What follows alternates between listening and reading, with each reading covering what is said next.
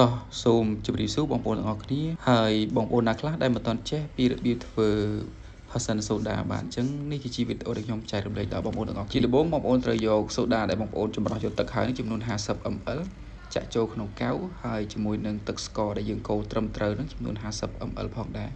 ដាក់ចូលនៅក្នុងកែវបន្ទាប់មកបងប្អូនកុំភ្លេចថែមអំបិលបន្តិចពីព្រោះថាសូដា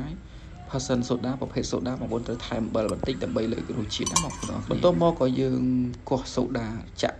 រយពីលើចំពោះសូដាដែលខ្ញុំបានប្រើនេះគឺជាសូដាកំប៉ុងអញ្ចឹងប្រភេទសូដាវាមានច្រើនប្រភេទបងប្អូនបន្ទាប់មកទៀតយើងក៏ចាក់ទឹកកកចូលបងប្អូន